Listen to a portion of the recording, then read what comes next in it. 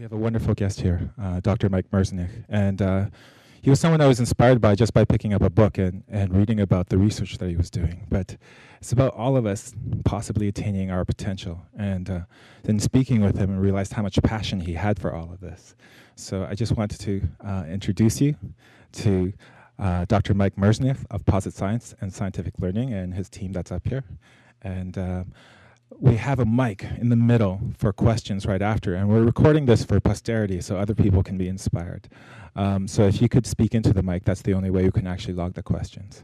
So without further ado, Dr. Mike Merzenich.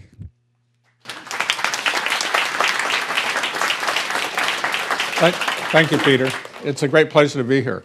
I want to say at the outset that I'm going to talk about very complicated science in a relatively simple way, and that's the science of brain plasticity. And if you actually look across the sweep of neuroscience now, probably about a third of scientific reports relate in some way or other to the fact that the brain is continually changing itself as you acquire ability and in the progression of every disability. And that's basically what my subject is. So the subject is massive from a scientific point of view. So it's necessarily going to be treated with superficially here. I want to say that you can think of this as sort of an introduction to basically thinking about how this applies to you and your brain, and to how you think about the brain in the world, in society, and how it's organized. Maybe how you're organized a little bit here at Google. I also want to say at the outset that the research I'm going to talk about more directly, which relates to the application or uses of this science to try to drive changes or corrections or improvements in the functional operations of brains of actual people, has been contributed to by hundreds of people. Some of those people are at Scientific Learning Corporation, which is a public company in Oakland, California, right across from City Hall. And some of those contributors are at Posit Science Corporation, which is in downtown San Francisco. And those are both companies that I helped found with the notion of trying to bring this science, with the approval of the University of California, out into the world for the benefit of people that need help.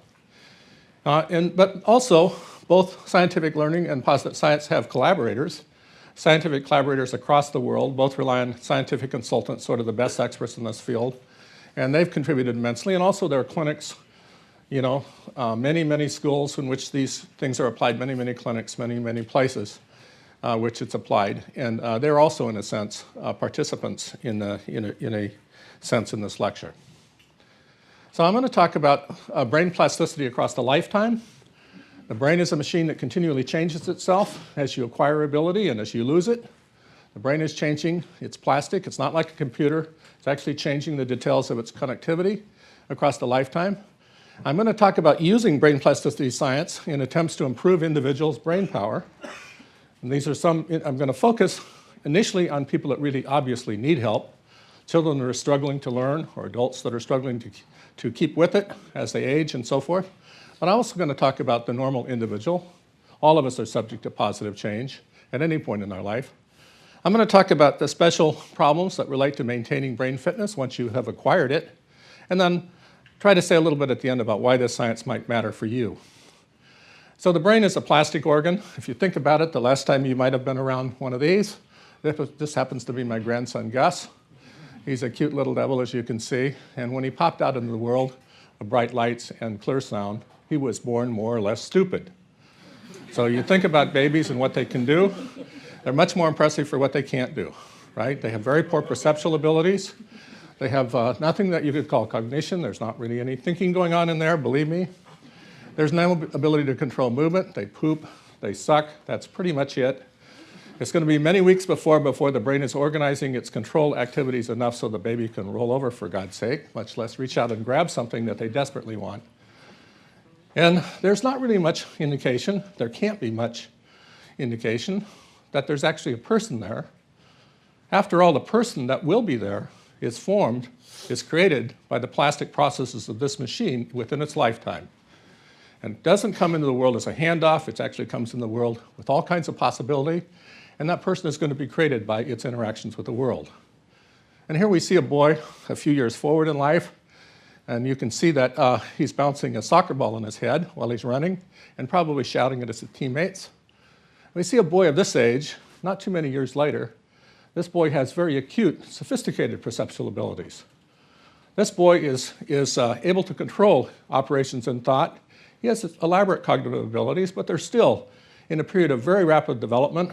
Many years going forward, he will become more and more complex in his mental operations and his ability to control movement. And you see, he's controlling incredibly complicated movement. In this case, in fact, multiple movements simultaneously. There's no question at this age that there's a person there, a unique individual. We know if we talked to him and got into things with him, we would see that he was unique pretty much in the world. Wouldn't have not have seen anyone like him. No one that has quite his array of abilities, his knowledge, his operations in the world. Every one of it's unique, every one of it's special. Everybody has an individualized repertoire of capabilities, and all of that comes through brain change. All of that comes through the specialization in the machinery of our brain. Our brain literally changes itself in ways that specialize itself, that account for this incredible differentiation, person by person. And you might notice that he's bouncing a soccer ball in his head, and you could probably guess just by knowing that fact where he's from. So he's actually from Sao Paulo. You guessed right. And in Sao Paulo, about 40% of boys of his age have this ability. You could go out into Sunnyvale or Redwood City or someplace around here, and you'd have trouble finding a boy that can do this. Run and bounce a ball in the head. And if you found one, they're probably from Sao Paulo.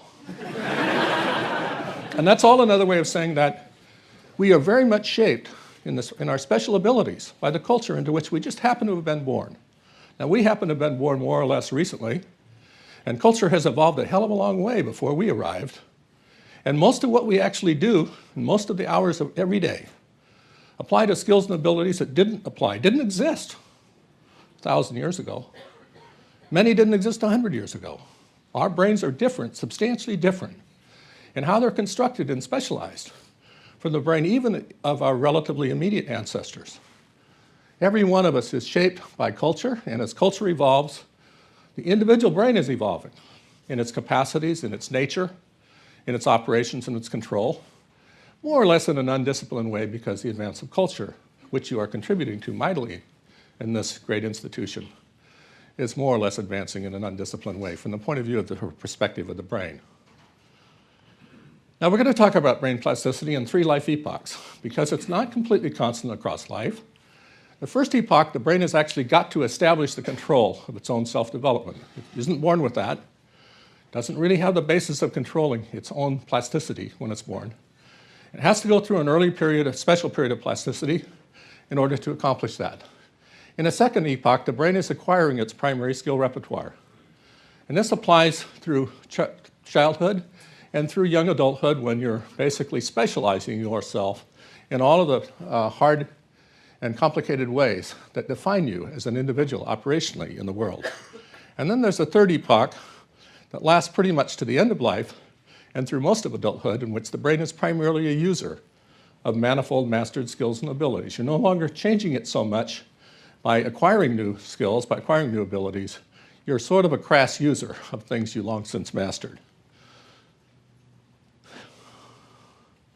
So let's begin with Epoch 1. We're back to Gus. Actually, his name is Augustus Canute, representing the complex combination of and admixtures that we have wonderfully in American society. When you began to create yourself in an early critical period of brain development. And what really distinguishes this period is that it's a period of what you could call anything goes or always on plasticity. The brain is continuously plastic, and it's actually shaped by, modified by any input that arrives, by any action that the baby makes. And there are competitive plastic processes in the brain that change its detailed wiring. And those plastic processes basically help the brain set up the initial forms of its processing machine. And the environmental stimuli are shaping the initial forms of each great brain system's processing machinery. Now, it's easy to demonstrate that, and we've demonstrated in many, many ways. We expose little baby animals across this period to meaningless dumb sound. Doesn't really matter what this sound is. And the brain quickly specializes to become a sort of optimal processor for the representation of that sound. So we can quickly occupy all of the auditory domain by the representation of any dumb sound you want. It can be a noise, be some simple sound, or we can set up more interesting competitive processes. For example, we've raised animals with a complexity that would be equivalent to raising the animal in a zoo. And actually, we did that by getting a tape loop from scientists that we collaborate with in the University in Zurich. And they literally did collect these samples of sounds, of vocalizations of animals and birds in a zoo, in the Zurich Zoo. And you expose animals to repertoires of sound in which there are 40 calls of different animals and birds, each created in multiple variations, 6 or 7 or 8 or 9 different variations. So the baby, all these sounds roll by. And in that case, we created very beautiful auditory cortex, very elaborate, very highly specialized and selective to represent those sounds. Or we can turn that around and raise the animal under conditions in which all of the sound that's arriving to them is basically undifferentiable. For example, modulated noises. All they hear all day long is shh, shh, shh, shh, shh, noise going by. And what we get is a brain that goes through this period, maturation period, with no specialization, basically a very primitive cortex that now is very unselective for anything that could have meaning or could bear meaning in the world. The baby's brain can't know what's meaningful. It can't know what's useful. It can't know what sound is important. It can't put meaning to any sound. Basically, it has to evolve in its processing and be able to operate selectively to a substantial extent before any of that is possible. And it does this through natural competitive plasticity processes because the plasticity switch is just turned on. All it takes is exposure. And just by exposure, basically, the brain sets up initial forms of its processing machinery. For example, in the auditory domain, in human infants, initial primary sound processing specialization is for the baby's native language. It doesn't matter, of course, if the baby's born into a family that speaks Tagalog or English or Bantu or whatever. Doesn't matter. Brain can't care, doesn't care, can't know. And it can't be initially about any of that language meaning anything, because from the perspective of the brain, it can't mean anything. And in fact, the baby has actually been exposed on the average to 4 to 5 million words before it struggles to put meaning to the first one when it's about 9 months of age. Massive exposure has to occur. And in fact, in order to accomplish the initial specialization of the processing machinery so that it can interpret and sort those sounds of its native language, it has to be exposed to at least 500,000 of them. Massive exposure has to occur. Massive change has to occur. Beautiful specialization occurs in every baby's brain just by being born into the presence of all of this complex sound flowing by. We know that it doesn't matter to the baby what the speech actually is because we can study language development in cultures in which parents incessantly talk to their babies. And we can contrast that to cultures in which parents don't talk to their babies as a matter of cultural strategy. So for example, in East Africa, there are 2 groups. One group doesn't believe the baby is worth talking to until they have their first birthday. And at the first birthday, they have a big ceremony. The mother takes the baby off her back, and now the baby is part of the community, and they begin talking to the baby. And in the adjacent culture, the Maasai, they jabber at their babies incessantly. They absolutely believe that it really matters that they talk to their babies incessantly and continuously. So comparative linguists have gone to these 2 groups and said, how different are they? Are these babies that have not been directly talked to substantially backward in their language development from babies that have been talked to incessantly? And the answer is there's not a measurable difference between these 2 groups. Okay? Because in order to establish basic phonemic competency, what is required is merely exposure. Can't have meaning. Speech can't have meaning. Now, I'm not recommending you don't talk to your baby. If you have one, by all means, talk to him. But understand that these plasticity processes does not strictly require it. This early cortical specialization is critically enabling the development of working memory and selective attention. You have to differentiate the representation of things of the world before you can operate on it in ways that can render it to memory. You have to be able to create selective processing before selective attentional processes can operate on it to control selection. Okay? Modulatory control processes that are enabling plasticity on the basis of behavioral outcome also mature across this period. At a later age, the brain is going to make an evaluation of the consequences of its action. And it's actually going to control plasticity so that plasticity is only permitted when the brain interprets it to be good for it. Okay? And it has to mature the systems that are going to evaluate outcome before it can establish that control. First, very primitively. But that initial primitive control is established across this early period of infancy. And from the end of the critical period forward to the end of life, cortical plasticity is powerfully gated.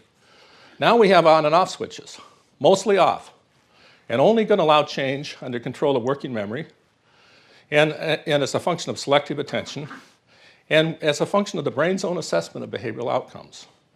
So we have a really amazing thing in the early evolution of the brain. It's born in the world without the ability to control its plasticity.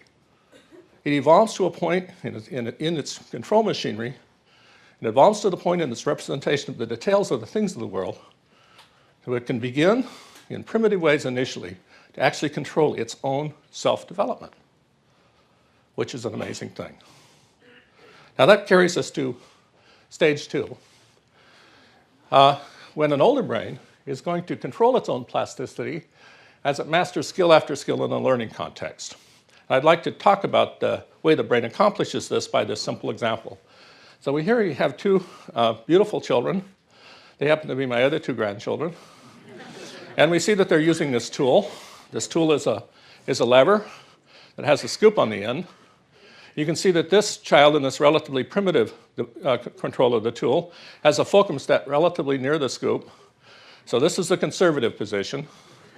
But it doesn't give you much very effective control of this tool, because you know that you have to move the fulcrum out to really have the degrees of freedom that would really give you sophisticated control, right? But first you learn in this way. You see that this child has been working at using this tool for a while, but she's still not very accurate. And you can also see that she's still using an alternative strategy. Now she's going to use this tool thousands and thousands and thousands and thousands of times. And ultimately she will become sophisticated like this user. She'll be able to control the tool basically with the fulcrum set back and with high levels of agility. Now this is not a trivial accomplishment of a brain. When you think of the control that would be required to manipulate this tool, well, let's think about that a little bit. Now, of course, what the objective of this use of this tool is to dip it into this, to introduce it into this substance. This substance can have lots of resistance or little. It can, when it's loaded, it can be heavy or it can be light.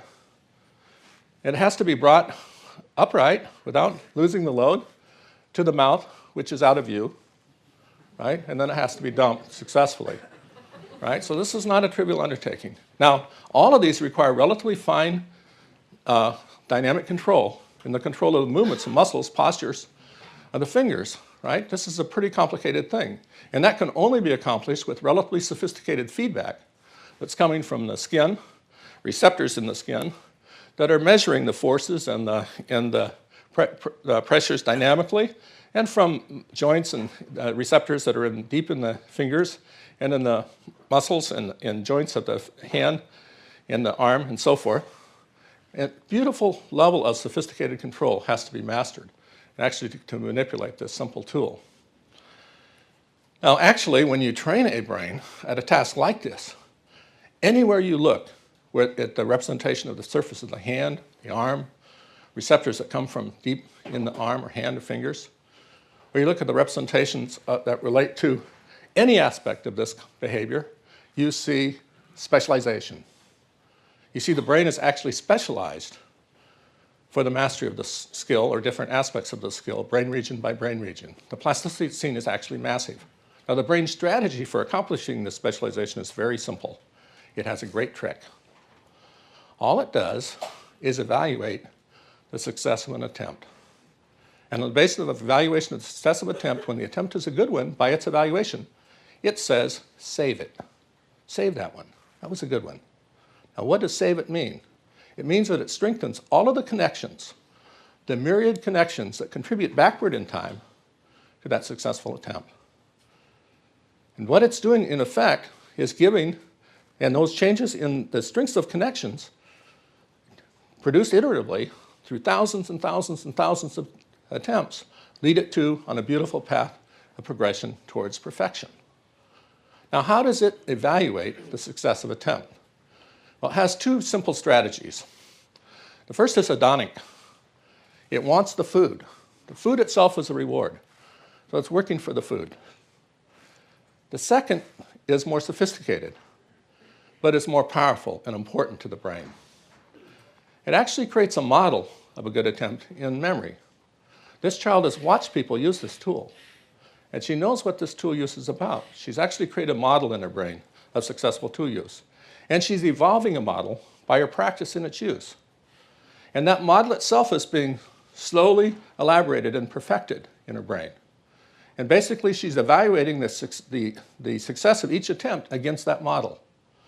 So she's actually holding the model in memory, and she's evaluating her performance against that remembered ideal. And by that strategy, you have mastered thousands of basic skills and abilities that define you operationally as the human that you are, the highly skilled and elaborately skilled human individual that you are. Now, progressive experience-induced plasticity has also created something, in a sense, even more sensational. It's created you. The embodied person that you are is a product of brain plasticity within your lifetime. And that's occurred because every time the brain is recording information, it's recording it in the context in which it occurs. It's associating things that occur nearly simultaneously in time. And that's the basis of building a model of the world. You've constructed your model of the world through constructing the associational relationships between things in time, not just in the present moment, but on the basis of the prediction of what comes next, just like a Google search engine. You're making all kinds of predictions of what goes with that, what comes next, right? Now, with every thought, with every action, with every perception, with every movement, there's an association that always occurs, and that association is to the source. And the source is you. Billions and billions and billions and billions of times a year, the brain is making that association. It's making it in an individual way that relates to the complex information that's being fed from every environment. And that's individuating you, the person that you are, by this massive self-associative process. Because that information is coming powerfully on a heavy schedule every day from the receptors of your skin, the creation of the person you are, that self-referenced creation, is embodied. It comes to the limits of your height, of course. It's basically a product of these plasticity processes in your brain.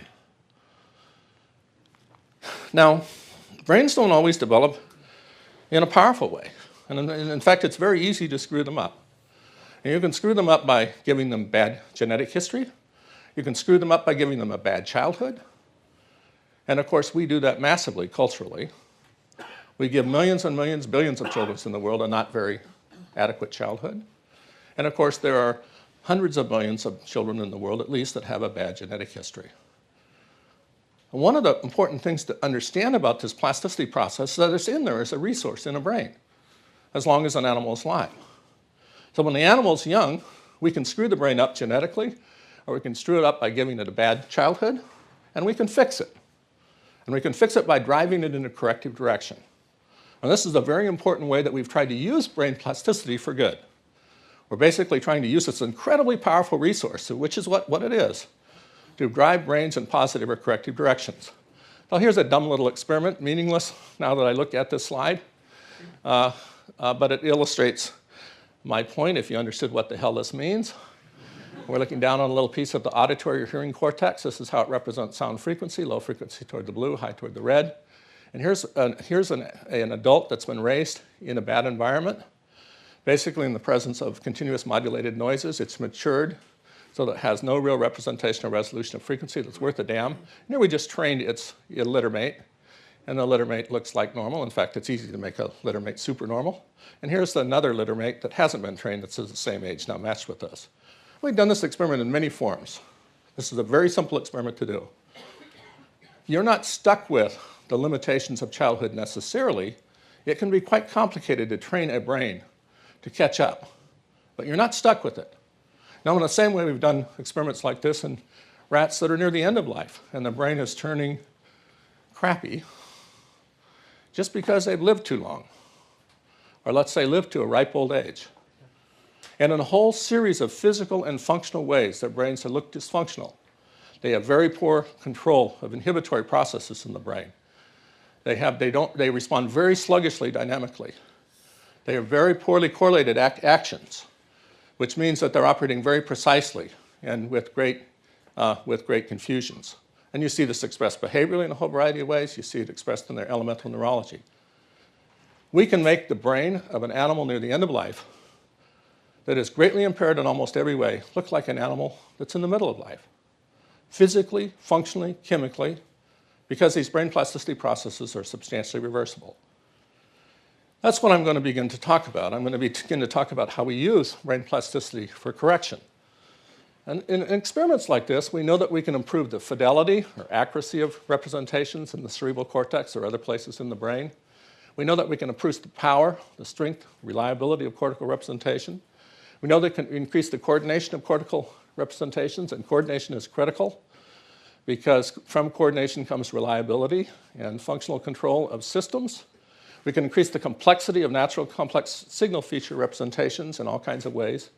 We can increase the noise immunity of cortical representations basically by increasing the way activities occur as correlated responses in populations. We can increase the speed, the detailed completeness, or the syntax of cortical operations.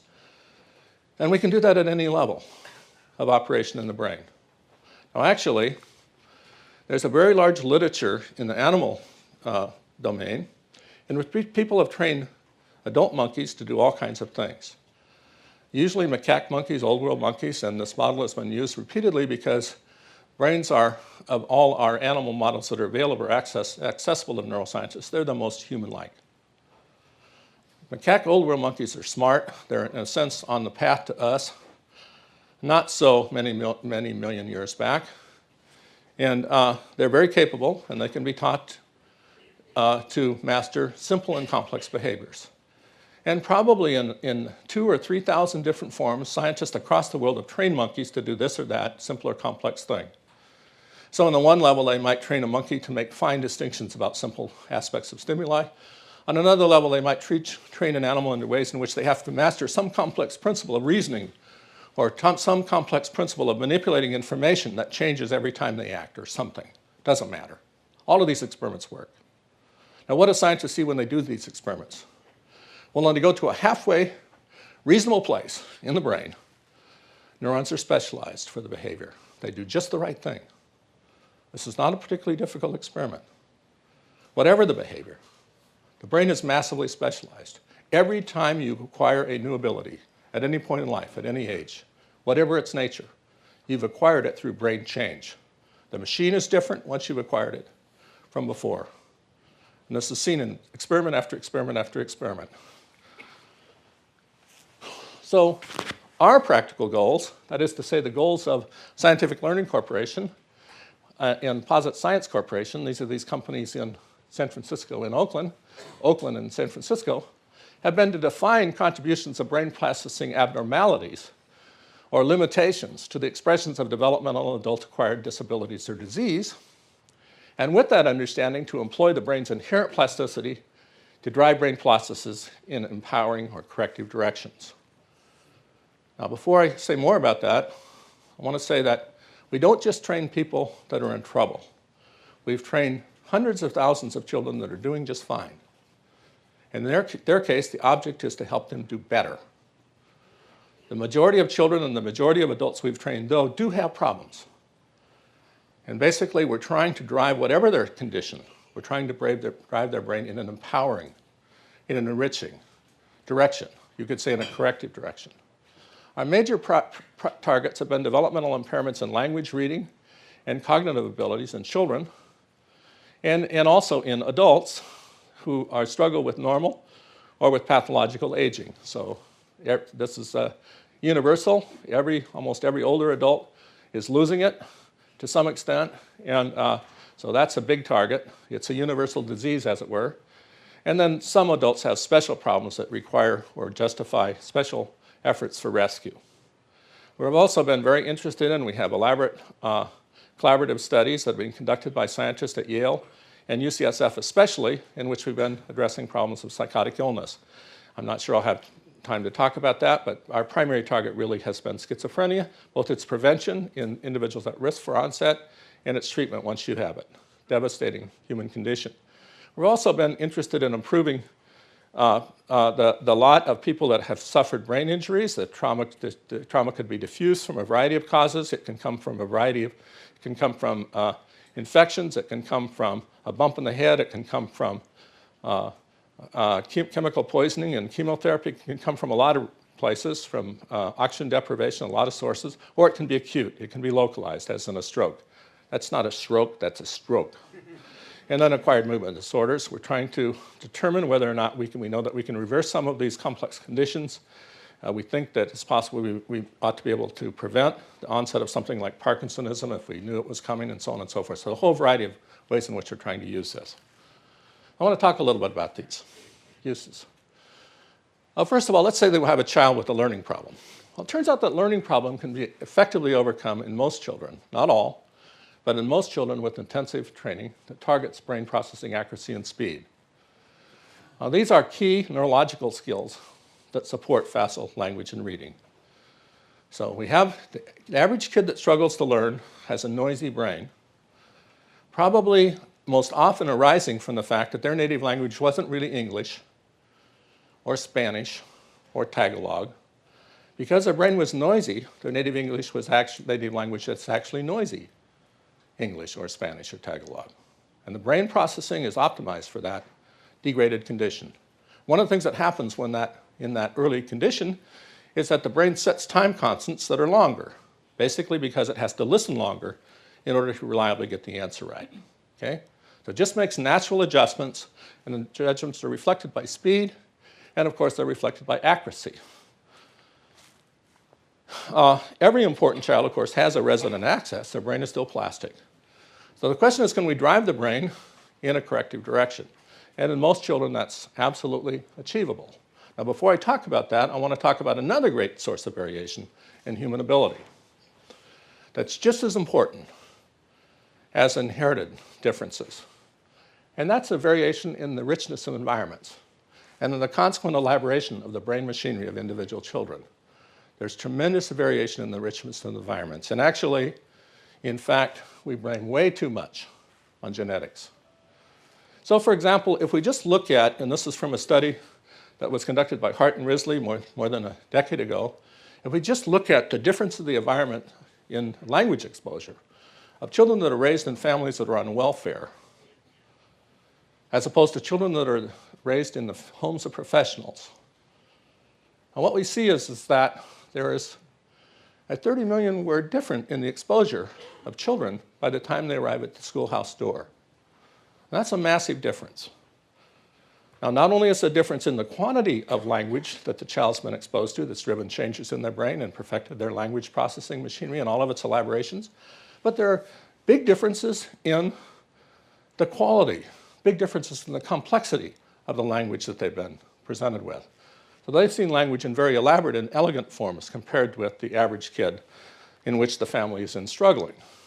And not only is there a difference in the quality, there's a difference in the nature of the interactions in language between the child and the adult.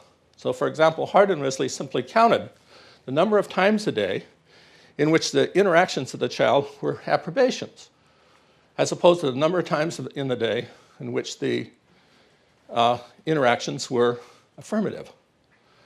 Stop that shit, Billy. Don't do that, Billy. Right? That's an approbation. Way to go, Mary. Nice job, Mary. That's an affirmative, right? So when the family is struggling, twice as often as not, the interaction is corrective. In the family that's doing well, 6 times to 1, the interaction is affirmative.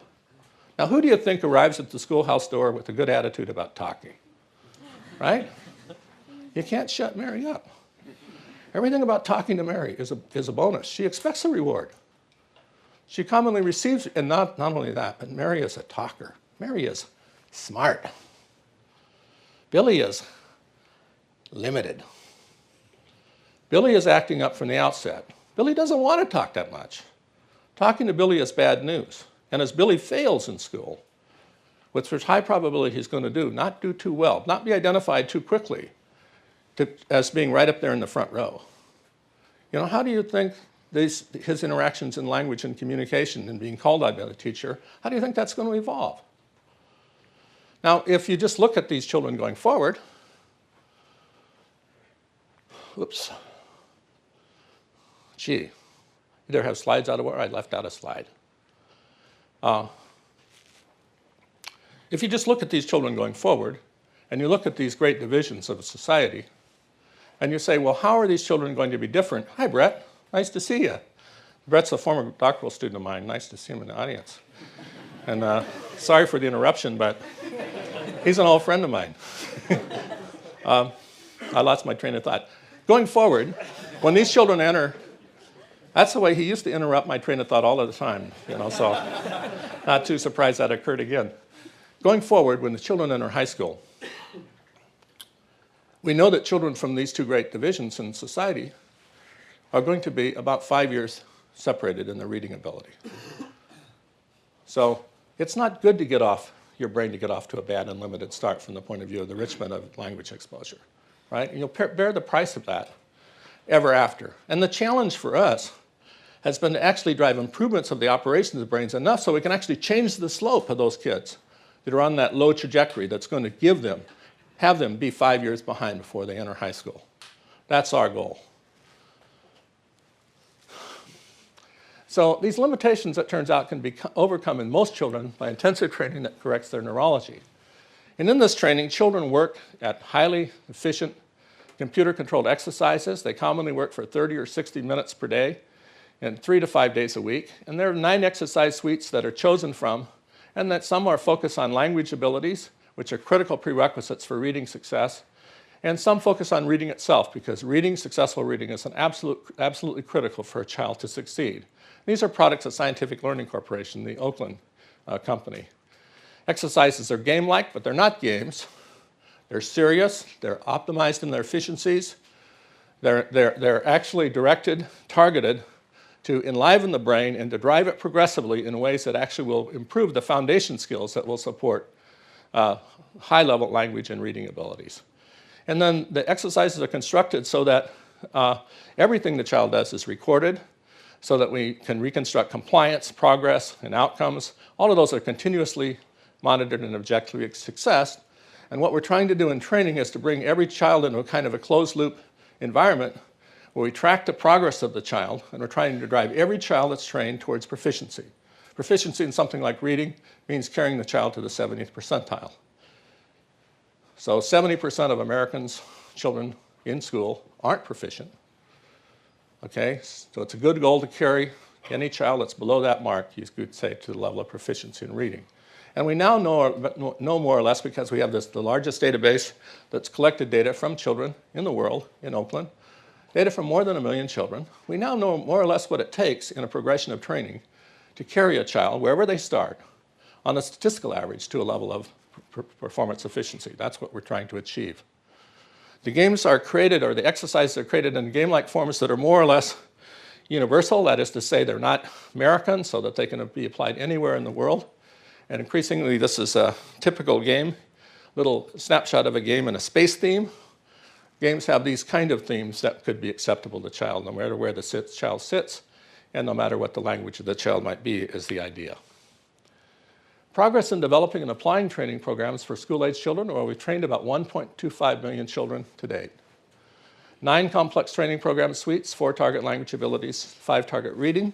Some are designed for children of a young age, some are designed for kids that are in middle school or high school. We have outstanding results in which we can demonstrate repeatedly that we can move children that are not doing so well across the distribution. And we know that because we commonly collect state achievement test scores, or we commonly evaluate children after they're trained, and we can see that we're moving them differentially in relation, for example, to other children in their state or other children in their school district. I looked at the records, or talked about the records about 3 weeks ago with people at Scientific Learning about a school district in the state of Louisiana, in a parish in Louisiana that was affected by Hurricane Katrina. And 2 years ago, in the school district, the average kid in the school district was a standard deviation, more than a standard deviation, below the normal median for the state of Louisiana. You can imagine that that's probably not doing too well, right? That means the average kid in the school district was below the 16th percentile for the state of Louisiana on state achievement test. 2 years later, the average kid in these schools where these programs have been provided have crossed the normal median. Now that's called moving against the distribution. And that's exactly what we're trying to achieve. We're trying to move children differentially by improving their brain power, improving the speed and accuracy with which their brains are processing information. How does this compare to other forms of intervention with a similar number of hours per week or effort involved? Well, you can actually train a child individually. If you were with me, if I was with the therapist for an equivalent amount of time, one-on-one, I would see results that are not too differentiated from this. The problem is that it's incredibly expensive, right? So I could actually implement this. I could train a specialist to deliver this kind of training, substantially have many of the aspects of it provable, but it's just not deliverable. So the technology basically provides a way to deliver it at low cost. And then we're better than the therapist because basically what we can deliver is very high throughput. In 300 or 400 or 500 times an hour, we can have a child make decisions that are monitored decisions about, let's say, what they hear, what they see, or how they think, right? So basically, we can have the learning cycle occur over a relatively shorter period of time. Now, the advantage of the therapist is they can make, if they're really skilled, everything be very highly important and momentous for the child. But we can do that too. I mean, all kinds of ways that we know how to engage kids so that everything is really important to them in an exercise. Increasingly, as I said before, outcomes are controlled by therapists in schools by customizing training to achieve assured academic proficiency. So we're trying to close this loop. You got a kid that's at the 10th percentile, you do this, this, this, this, and they should be at a level of proficiency, right? Increasingly, this is a controlled process. And then, of course, training, we know, in a variety of ways, actually corrects impaired brains. So you can look at a brain that's not doing too well. So these are 20 Boy and Girl Scouts earning a merit badge in San Mateo County. And they're in a reading task in which they're judging whether words rhyme or not. And these children can all read. And this is an area where we know that what they see orthographically in the printed text is associated with what they hear. Here are 20 failed readers, and you can see that 20 of 20 lack this response. This area in the lateral frontal cortex is actually associated with reading accuracy. Recognition ability and reading is associated with the strength of activity in this region. You can see that there's little or no activity in these 20 children here. And now we train the children. And what's seen in this kind of experiment, in this case, 17 of the 20 children acquired a response in this region. And you can see a much more strong and coherent response in this more anterior region. Remember, 17 to 20 isn't 20 of 20, but it's most of the children that are trained, and that's typically what we see. Now you can see this activity in this region. It's quite strong. Turns out that region is active in a child that's really just initiating orthographic to sound correspondences. And we know that in this early period, that area is activated, and then this action basically moves up into this zone. So these are children that are acquiring this skill and ability, and that's confirmed by later experiments. Now we've done these longitudinal brain imaging experiments using language skills and memory and attentional and other abilities, and we see the same thing. We see a recovery of normal brain. We see the brain corrected in children basically that need the correction. So that leads me to epoch 3, in which people are users of mastered or automatic skills and abilities. And these are healthy people on the decline, just like many of you. I see a couple of people in here that might still be in the fore, leading this charge, and other people that are well into it, like me. Okay, so if we look at knowledge, knowledge continues to grow in human individuals until relatively late in life. So here's a placeholder for knowledge. Placeholder in this case is semantics, word definitions, vocabulary. And you can see that it's continuing to grow in this. This is a big statistical study of individuals into their 60s and then slowly declines. And there, we could have other placeholders for knowledge in which there's pretty much a continuous growth. You have to be around to accumulate the facts of the world. And the longer you're around, the more you know. Sorry, you younger people, you just don't know as much as we old people do. It's temporary, but at this point we have the lead. But look what else is happening to we older people. We have placeholders for a whole variety of other abilities. The open circle is reasoning, spatial visualization, perceptual speed, down, episodic memory down. Could be 100 things that we could measure that are basically declining from our 20s and 30s. Now this is important for older individuals because in these fundamental operational abilities that are really reflecting the performance characteristics of our brains and their dynamics, people in their 70s are in the bottom 20 relative to people in their 20s. So this is a big difference, right? We don't like this, we older people. Well, why do we lose it as we grow older? Well, for one thing, your brain is older, and as it's older, it's becoming noisier. And noise is the enemy of the brain representing information in a highly resolved and high-speed way. Again, as a function of noisiness, the brain has to slow down. And every older brain is slowing down in its operations and thought and the control of its actions. So your body is also older, and the brain is all about controlling your actions, and it's not helping the fact that your body, in fact, in its control, is slowing down. A third thing that happens is that older individuals have spent a lot of earlier life building up a capacity for abstraction. And in an older age, you rely on that abstraction to get you through your day. You're not very much dealing with the details anymore. And it turns out that in the details of the representation of input from the world, of what you see and what you hear, is information in a form that can be remembered. I can create a form of oral speech by manipulation, by processing, by creating a synthetic form that has no details in it. I can do that just by creating speech from modulated noises. And when I do that, you understand it, perfectly understandable, but you can't remember it. I can create another form of speech in which every time a little change of variance of the signal comes in, I just splatter a little bit of energy in that moment. And it turns out that's a little harder for you to interpret it initially, but in a few hours you understand everything and you remember it. Because in the translation of information from the brain, it's when you represent information in the brain in detail, with little moments of correlated activity, that the brain can actually record it. And older brains don't have much detail. They're operating at levels of abstraction. And then the third reason it declines is that generally, most people are not good caretakers of this crucial resource. So what do I mean by that? Well, let's take a simple example. Let's say that you're a violin player and you're sitting in a symphony orchestra.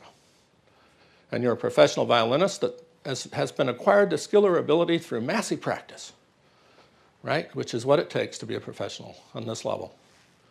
You're a master at controlling the fingering of your hands and precision and pressures and timing.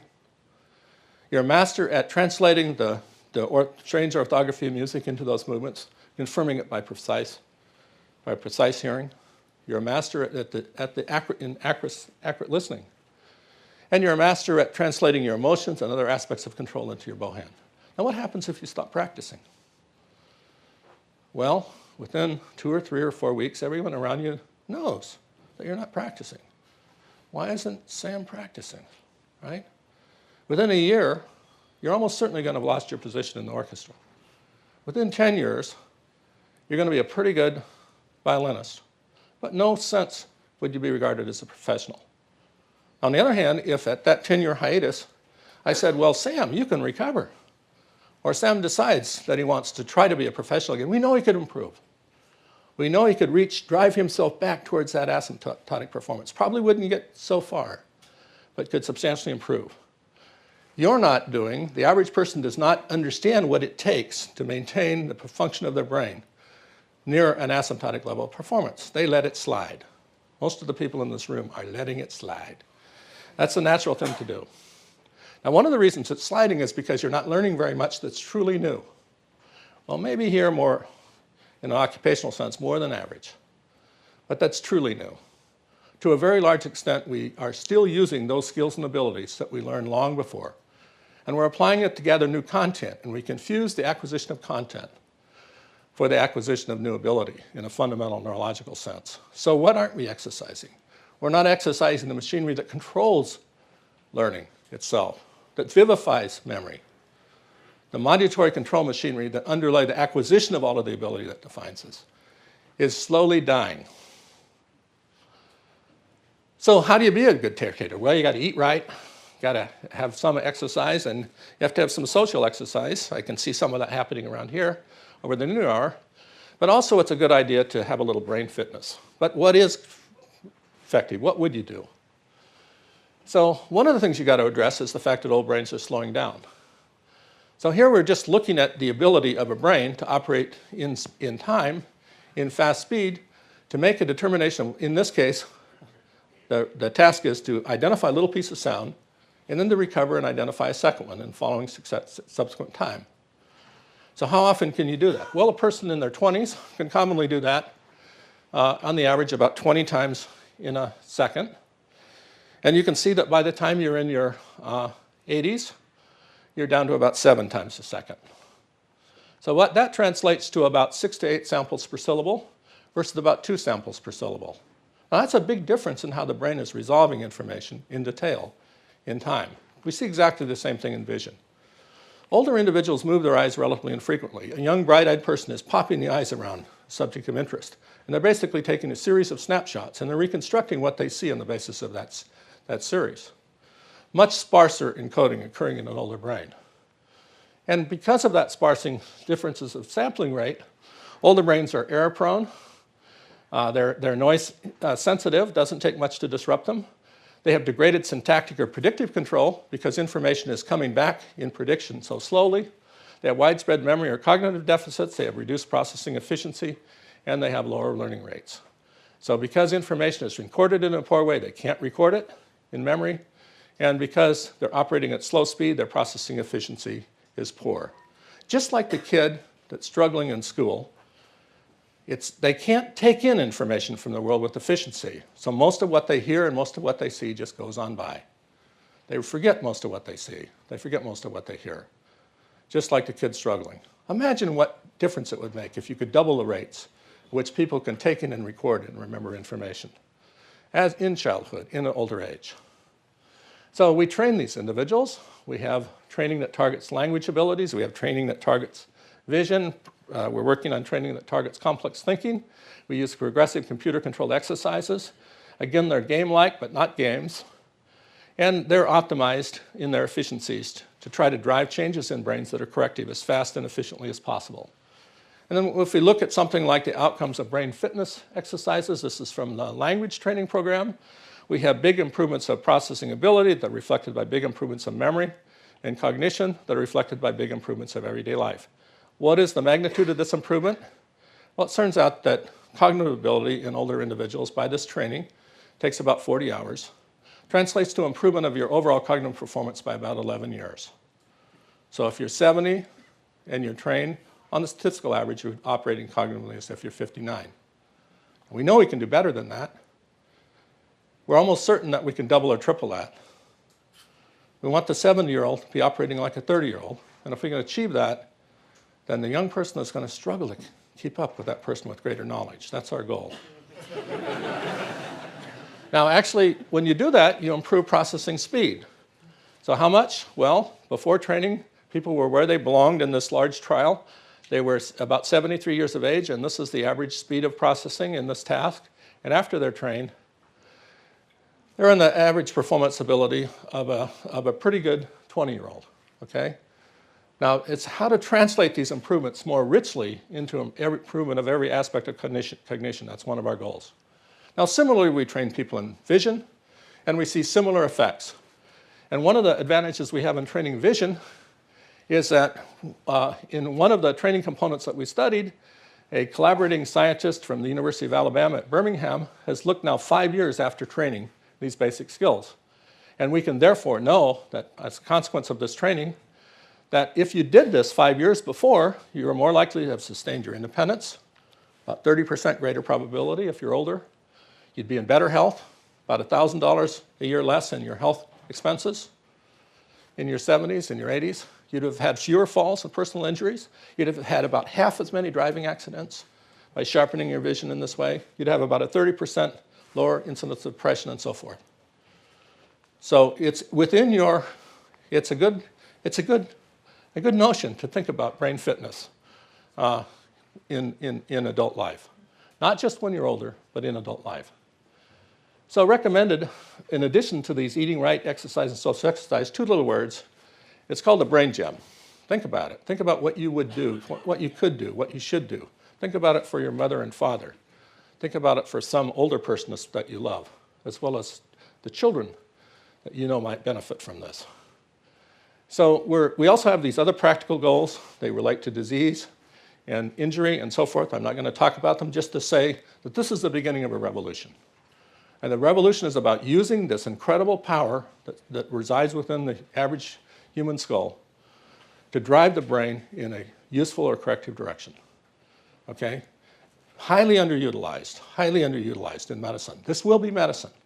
And it will be medicine that's much more sophisticated, much more useful than the current MEDAX pharmacological approaches to all of our mental and neurological and psychiatric problems. It'll be a part of it. So finally, why is this science important for you and for Google? Well, access to customized information and richly loading brains with it is a key part of the modern world story. That's your part.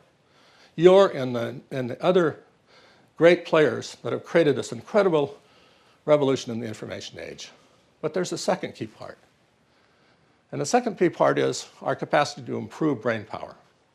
We have the capacity to make much more out of brains, individual brains, and collectively out of brains as that would reflect modern societies or modern culture. The capacity applies to brains that get off to a bad start. Billions of brains get off to a good start. Most of those bad starts can be overcome, substantially overcome. Brains that run into trouble, well, many disastrous ways brains get into trouble, we now believe and have increasing evidence can actually be prevented by strengthening their operations.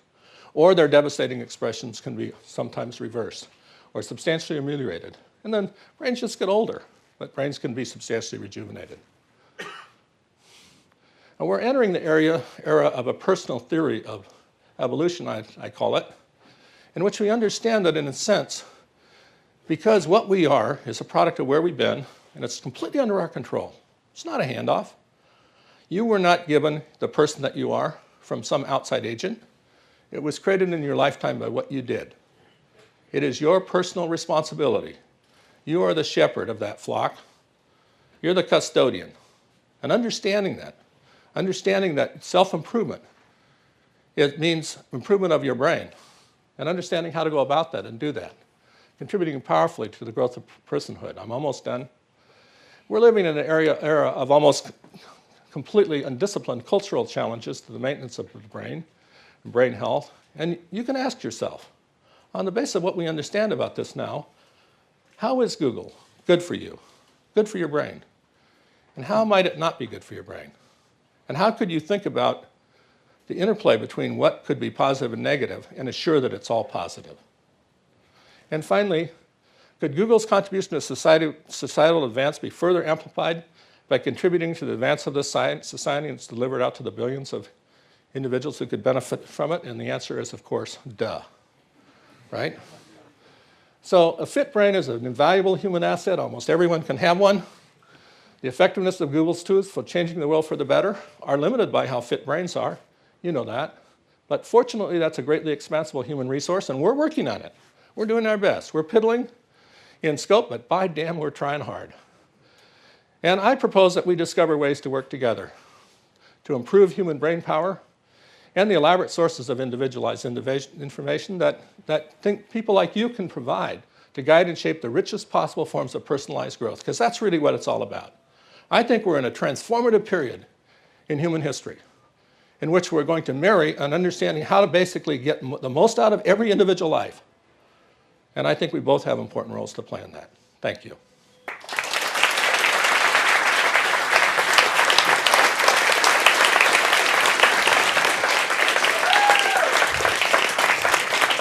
Thank you, Dr. Mark. And for those of you who've been generous to stick around, thank you. And we can still take questions. Yes, thank you for your presentation. My name is Ron Hughes, and I work for Google. I have two questions. First of all, I need to mention, I used to be smart. And I'm 51 years old, started gaining weight. My doctor cared, and about 3 months ago, I was diagnosed with sleep apnea. So I'm getting treatment for my sleep apnea, and I'm getting smarter again. Have you got something that can help me accelerate that process? Yeah, I think that you could probably benefit from this kind of form of intensive training because you probably have had some diffuse losses and you want to make the most out of the sort of high performance characteristics of your brain. So you'd probably benefit by being trained using these adult training programs. If you write me an email message, you know, I might just send them to you. Okay, my second question is, do you know if these tools that you can provide, do you know if they're covered by Google's medical insurance? I have no idea. I know. If not, raise. It doesn't really matter. If not, raise hell. Thank you very much. Right. Hi, thank you for that fascinating presentation. Are there any everyday hobbies that we could perform that would be kind of like the software that you've written? That's a great question. I mean, but it's complicated because some things that you probably do. So, for example, there's some aspects of video game usage and performance. We commonly use video games as controls, and you know we have big effects against video games. But there's some aspects of video game performance that requires high-speed advance, high-speed and high-accuracy performance that are progressive, that have value. More than that, you know, I strongly recommend that people take up activities that engage their brain relatively richly from a perceptual to a complex cognitive level. Now, what kind of thing would you do to do that? Take up a musical instrument. Really try to master a complex skill or ability like that. That has an orthography, a reading aspect. It has a listening aspect. It has a performance aspect that relates to refined movement control. Learn another language. Learning another language is another very rich, elaborate kind of behavior that engages the brain at every level. Now, find your own behaviors like that involve some aspect of the control of sensory feedback to guide action, that have an aspect of complex operational control. You know, and that's what the second thing I would recommend is that you don't get too far removed from physical reality. You know, when you operate in a young brain, when you've developed all of these skills and abilities, you are connected to the flowers and the soil and the dirt and the details. When you learned to read, it was all about the details, right? It was all about learning your letters and then associating the letters in their simple rhyming and other word forms and learning your vocabulary. And then pretty soon you're looking at big abstract bodies of text, and you're only going to the details when you need to backcheck. And guess what you remember? You remember when you look at the details. So you can always operate in life by opening your eyes again and actually looking about what's between you when you go from A to B, as opposed to being in Never Never Land. Actually, the truth is, I moved across the street from my laboratory at the university because my wife was deadly afraid that I would kill somebody if I drove in my car every day, because I'm always in Never Never Land. But nonetheless, I can give this advice. Pay attention to the details of life again, right? Be an accurate listener. Be an accurate observer. You know, basically be active in the way you use your vision to take in information in the world.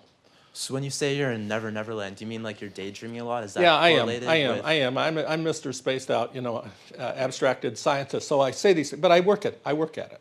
So I've been trying to recover the immediacy of life and interactions with the world myself. Yeah, as a habit. I personally daydream a lot too. So is that something I should?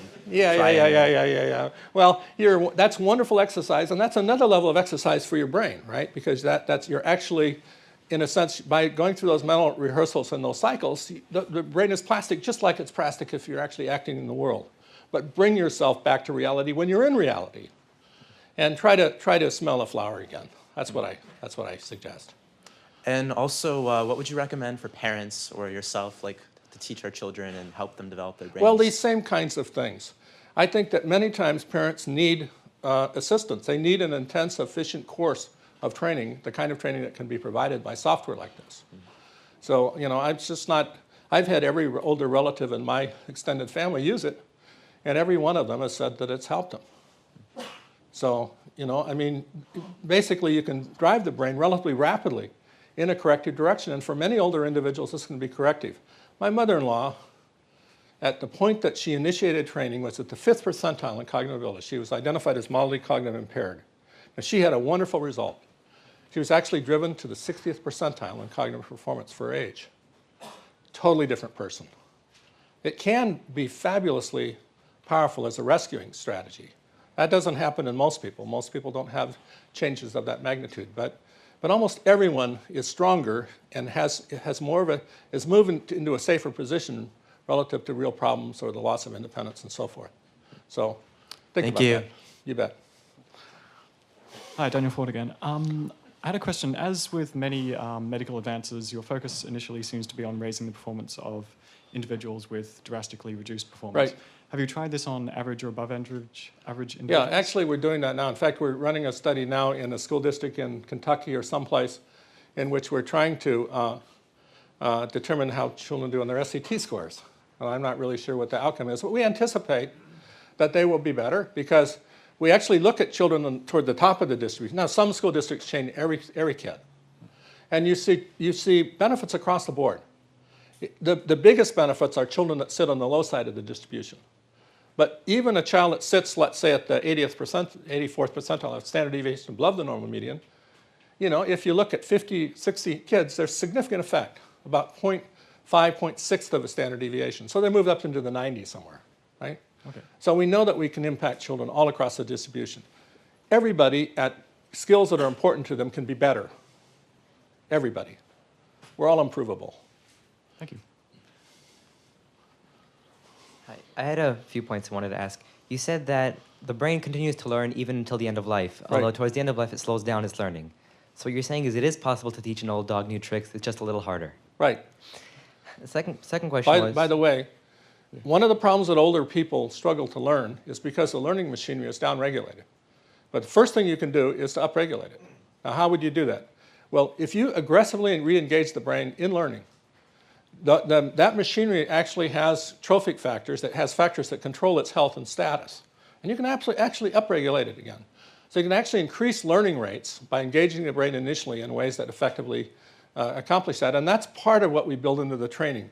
We're not just training these elemental skills and abilities that would make you a more accurate receiver of information. We're actually trying to change the learning power of an older brain. Because we know that that's part of driving it successfully to correct itself.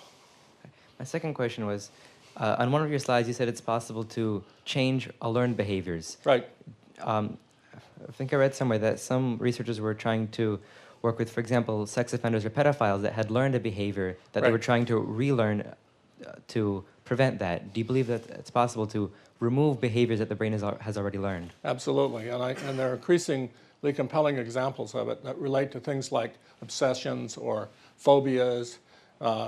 The sex offenders are particularly difficult because that's a particularly deeply embedded, very powerfully rewarded behavior from the brain's perspective. So that's a tough nut. But there are people that are trying to address that challenge. And I think that are making progress in that arena. So I think we're going to see a much more, I think this is going to apply to the treatment of prisoners, and actually scientific learning has trained a lot of incarcerated youth in ways that are improving their lot, and so forth. So we're going to see more and more inroads into these sort of applications and uses. I had a third point, but I forgot what it was. Yeah, okay. Thank you, Dr. Mrstinic. Hi, my name is Petar. I'm a doctoral student at MIT. So I have two questions as well. The first one is, you have alluded so far that basically the exercises that these people do to improve their skills are sort of like more immediate, let me say, you didn't say this, but let's say Sudoku or this sort of like a game-ish type things. And my question is, comparatively, sort of, is deep mathematical thinking more, like what's the marginal contribution of deep thinking compared to this game-like? Yeah, that's a wonderful question. In an exercise like Sudoku, any exercise like that is useful, especially if it's a newly, in the period in which you're acquiring the ability to follow the simple rules that relate to it. But of course, the main thing that you're acquiring by such exercise is the mastery of Sudoku. It doesn't really translate to any significant generalized benefit. And really what you're trying to do, the question is, what generalized benefit are you seeking? Now, if you were seeking improvements in something like deep reasoning or deep thinking, in a sense, the strategies have to evolve. First of all, there are two aspects. One is, what are the fundamental resources you need to support that?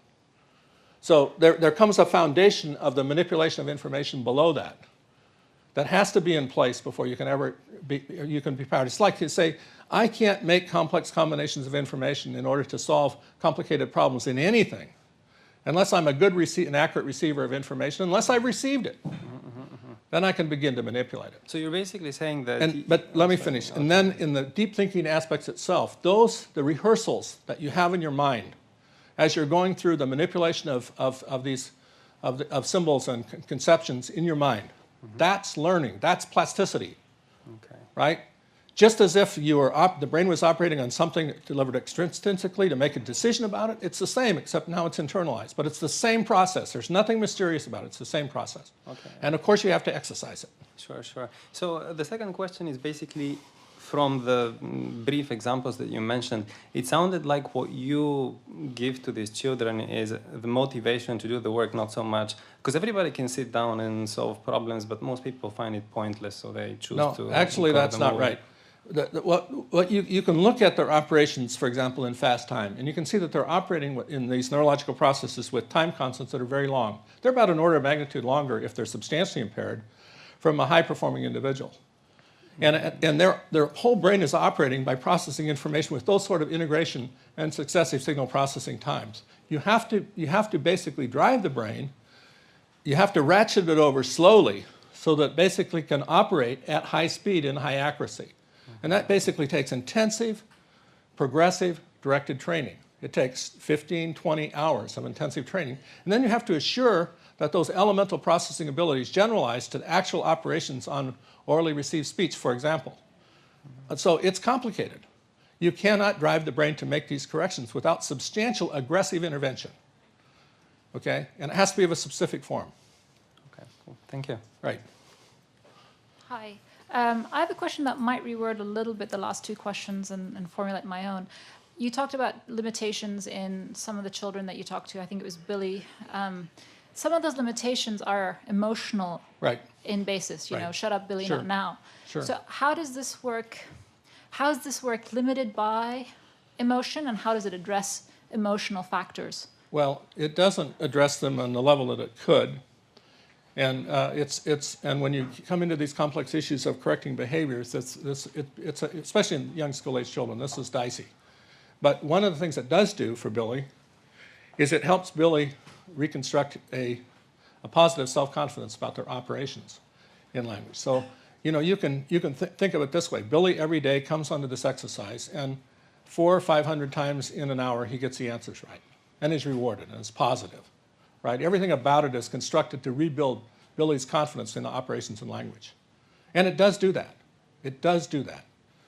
So in that sense, now Billy looks at language not as an enemy, but as as representing a positive force in his life. When you see the transformation in a kid that can't read, and you carry the kid through a relatively narrow window of time, 2, 3, 4 months, and now you have a kid that can read, you know, in the average benefit for children of high school age in reading by going through this simple training, investing 15, 20, 25, 30, 35 hours, the average improvement is somewhere between 2 and 3 years in reading ability, in reading age.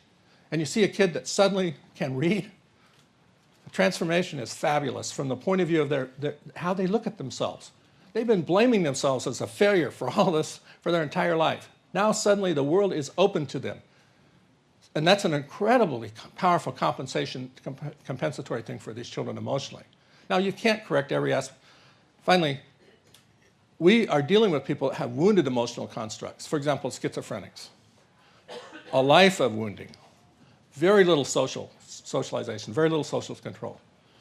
It's amazing how well we can reestablish that by intensive computer-guided training. But you don't have to overcome some emotional barrier first to get there, or well, does it happen absolutely. at the same But time? one of the things about computers and about this sort of technology approach is that it's acceptable to a child. Let me give you a simple example. If I have a kid in school and the kid is asked to read and the kid can't read, the kid is traumatized. They'll do anything not to be called on.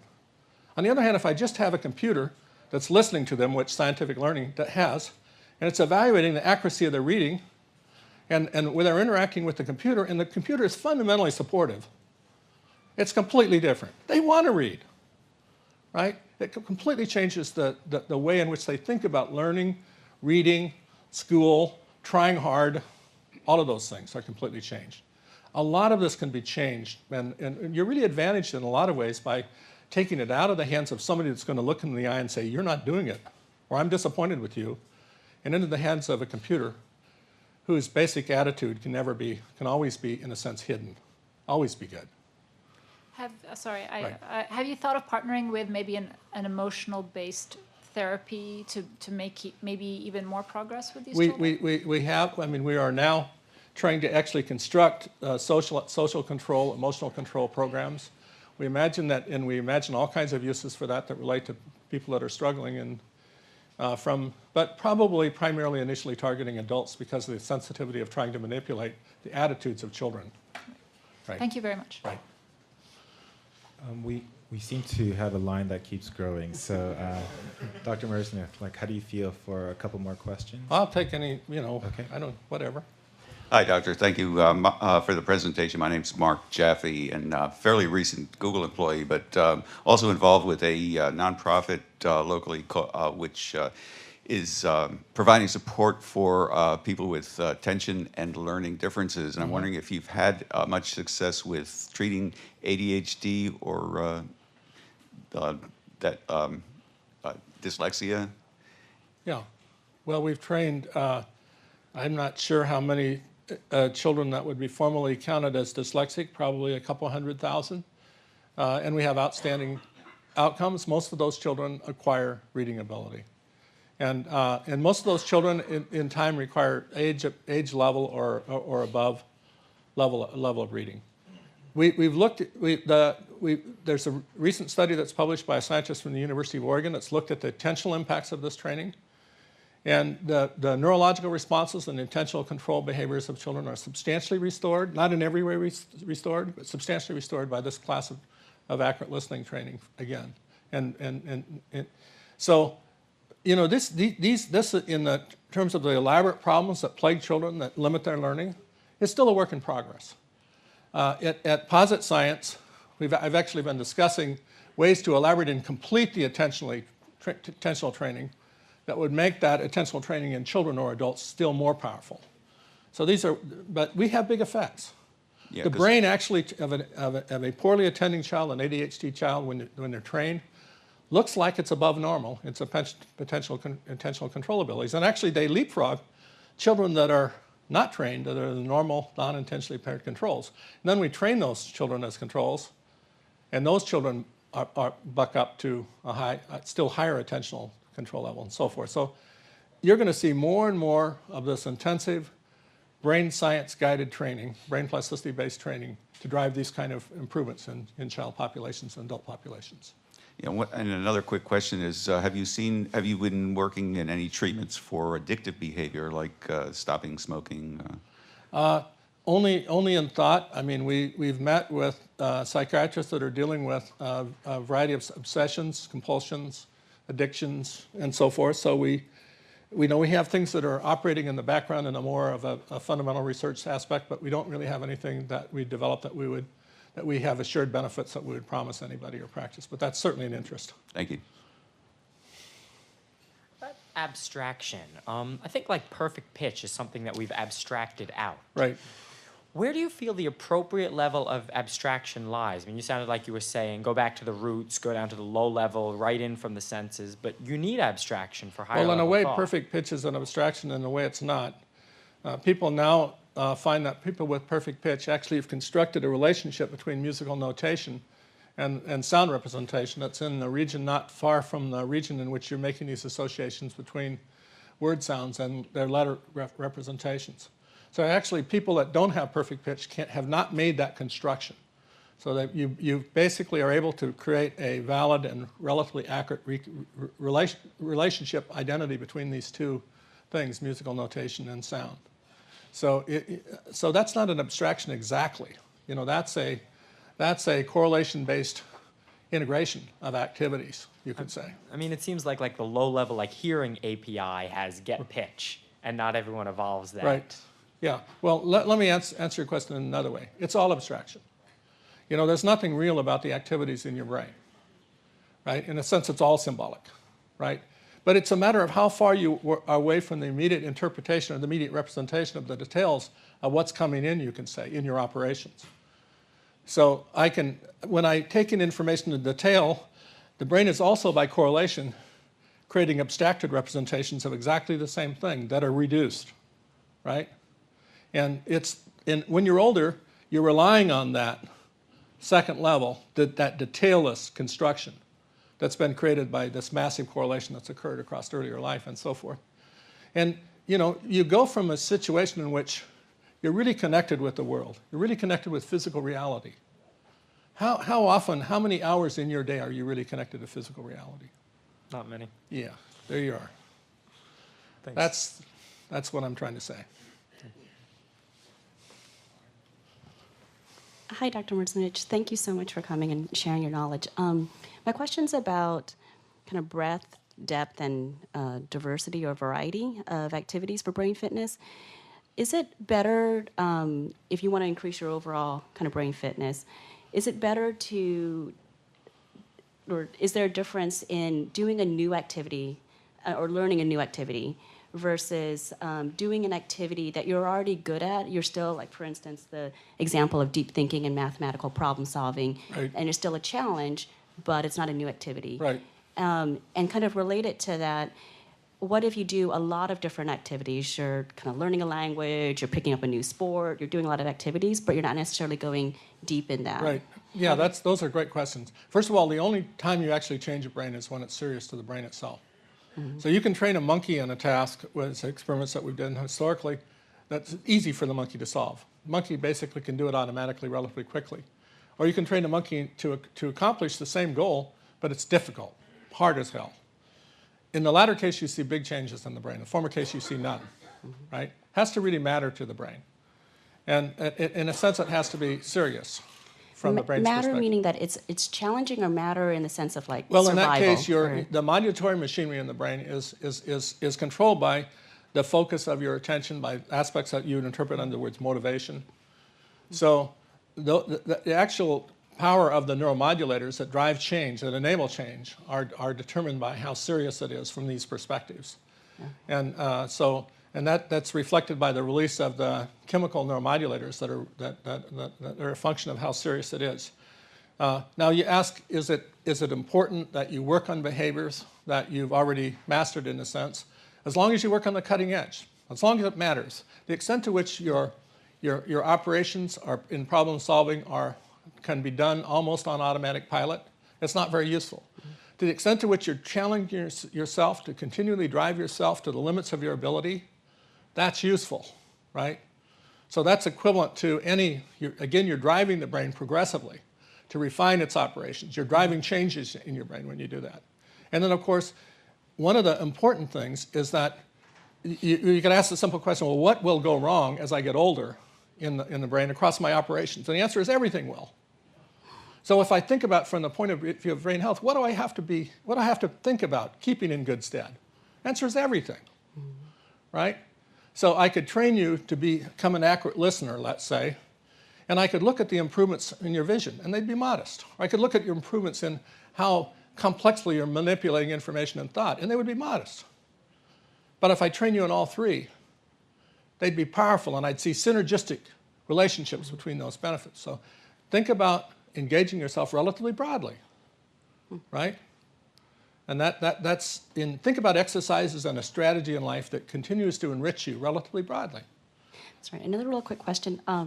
With regards to the kind of fitness programs that have been developed, right. It sounds like there is performance feedback, and if you're bottom 5% or top 60%, do the people who use this anecdotally, do they sense it? Do they actually see in their daily lives, like, my memory recall has gone up? I said that on one of my slides. Oh, they do see that. There are impacts in their quality of life that they almost always describe in the terms of how well they remember, who they remembered at the last party they were at, or how well they did at the grocery store. I mean, all of these things that relate to the quality of life operations. I feel more confident. I'm doing things I couldn't do. I went back and started flying my plane again. All of these things that relate to obvious real-world quality of life impacts. You almost always see that.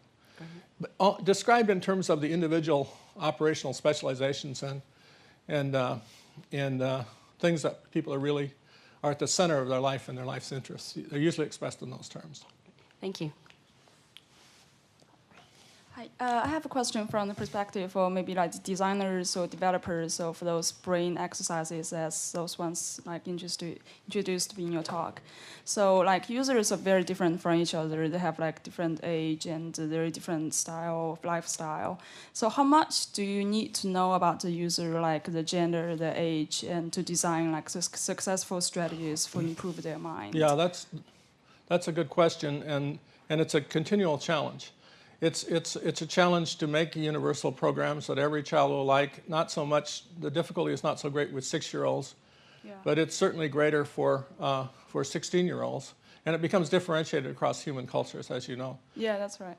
And so, you know, we do the best we can. We make programs that are designed to be universal and universally appealing. We use the models, the best models that come from the world, not just the US. And we're trying to make them not be identified as specifically American or specifically American school. And the same with adult programs. But, you know, by the time you're 60 or 70 or 80, you're really strongly differentiated, right?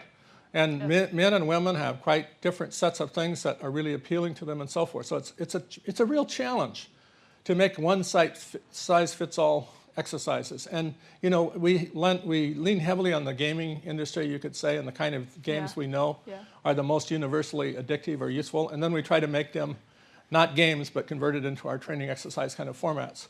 So, but it's never entirely successful. And I think what's going to happen in the future is that these will be more and more richly differentiated. That's right. And with more and more complex consideration for what someone in Tokyo would like or someone in London would like versus someone in Palo Alto.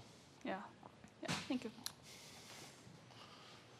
You mentioned in passing the effect of like brain injury, such as chemotherapy or like chemobrain, and how this can have an effect on that. Right.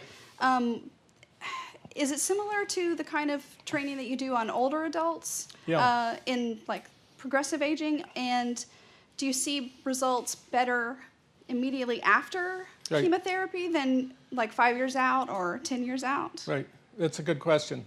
Actually, when you poison the brain, which is what chemotherapy does for a while, you have very widespread losses. And the brain is becoming noisier, and it's having problems with resolving signal. And it does this. It makes the same adjustment over and over again when it has problems with signal in noise conditions. It just changes its time constants. So if you just look in such individuals, you see that it's made these natural adjustments. And so it's representing information less completely again. And so it turns out that that's something that you can almost always positively manipulate. Now, in order to speed it up again, you have to assure that you're maintaining accuracy. So the training has to be designed to assure that in whatever domain you're operating in, you're improving accuracy at speed. But when you do that, you see the same kind of memory and cognitive improvements that you see in a kid population or in a senior population, right? Mm-hmm. Now, because the injury is relatively diffuse, the losses are relatively widespread. So there's a lot to train to really be back to tip-top shape again. But we found that we can pretty much recover a person that has substantial losses from chemobrain. This is research being done at UCSF. Okay. And again, there's big quality of life benefits from it. Yeah. So I think this is going to be part of the routine treatment of people that have these kind of brain injuries. We see the same thing in people that have infected brains. Lyme disease would be an example where brain infection can occur. West Nile virus is another. AIDS is probably most common. Ultimately, AIDS dementia comes from the infection of the AIDS virus in the brain. Again, the same thing. We can see substantial improvements of performance in such brains. Again, because there's very diffuse damage. And we see the same thing in individuals from Iraq that have been in the presence of IED explosions, which actually create bubbles in the brain. It creates diffuse damage. So there are common ways that you'd approach these conditions. There are also some things that are special about each one of them. Okay, thank you. We're going to stop it there for mic'd questions, but please feel free to come up for some informal discussion. And thank you again.